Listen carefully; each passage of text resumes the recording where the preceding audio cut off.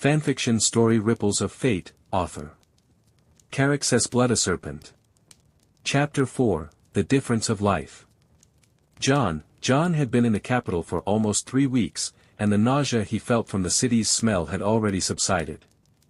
The city truly stank, so much so that, to his surprise, he could smell the stench half a mile away, from the city walls.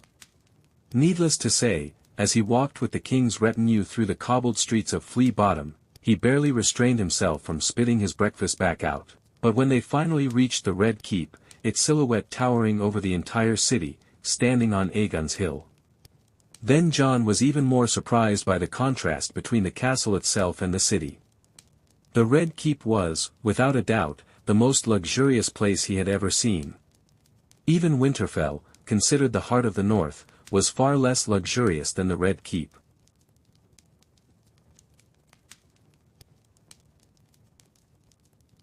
John honestly expected to be housed in White Sword Tower, like the other squires and Kingsguard.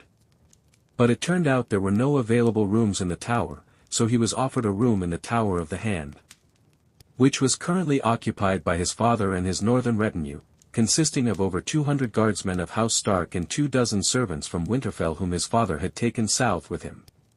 And to be honest, John wasn't all that upset by the fact that he was living in the Tower of the Hand and not the White Sword. After all, after he finished his duties, he could spend more time with Arya and Bran. And of course, with Ghost, since dire wolves were only allowed to roam freely in the Tower of the Hand. John had even heard rumors that Queen Cersei insisted that such dangerous beasts as dire wolves should be kept in enclosures, along with the dogs. But his father managed to convince King Robert not to do this, promising him something like the wolves would only be kept in the Tower of the Hand. John still couldn't understand how his father and the king could be best friends. His first disappointment in the king came the moment he rode through the gates of Winterfell. John expected to see the man his lord father had described, a mighty and invincible warrior, the demon of the trident. But instead, he saw a portly king, so fat that John wondered how his black war gelding could support him. But later, when he began serving as Ser Barristan's squire and thus began spending more time with the king, John began to wonder even more how such different men as his father and Robert Baratheon had become such close friends. While his father was a paragon of honor except for himself, of course, justice, and integrity, King Robert Baratheon was a completely different man, immersed in drunkenness and debauchery, and completely uninterested in the affairs of his kingdom. John knew from his father and Ser Barristan that King Robert had never attended a single meeting of the small council, preferring to do so in his chambers, with the aforementioned debauchery with whores and drunkenness. John firmly pushed those thoughts aside.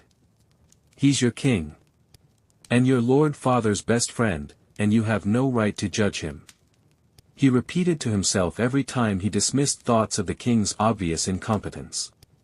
And the best place to dismiss any such thoughts was in the Red Keep's training yard, where he currently stood, along with dozens of other knights and their squires who had begun arriving from all over the kingdom for the tournament in honor of the so-called Tournament of the Hand. Although his father had been the most opposed to it, sourly calling it the king's tournament and a waste of money. But John himself couldn't deny the fact that he wanted to see this tournament, as it would be his first ever. After all, such events weren't held in the north because there weren't as many knights north of the neck as in other parts of the realms. His sisters and younger brother were equally excited about the upcoming tournament. This was especially true of Bran, who was most looking forward to seeing it in person. If there are so many knights here from all over the kingdom, perhaps my father will assign me to one as a squire, Bran told them at breakfast today. This elicited a playful eye roll from Arya, which made John laugh. Another plus in his life was that here, far from Lady Catelyn, he was allowed to sit at the same table with his brother and sisters, much to the dismay of Septa Mordane. Today, he had managed to spar with 4 men, all of them squires like himself, 2 from the Stormlands, 1 from the Riverlands, and 1 from the Reach, and to his great satisfaction, he had emerged victorious every time. After the last sparring session, John sat down on a wooden bench, drenched in sweat, and took a sip of water. And just then, a young man approached him, about his age or perhaps a little older. Pretty good for a northerner, the youth said with a smug grin. You're a northerner, the bastard son of Ned Stark, aren't you? Jon nodded and looked the boy over, head to toe. Jon could confidently say that if Sansa were in his place right now, she would blush at the boy's beauty. A handsome man, slender, with dark hair and brown eyes, dressed in a green silk tunic.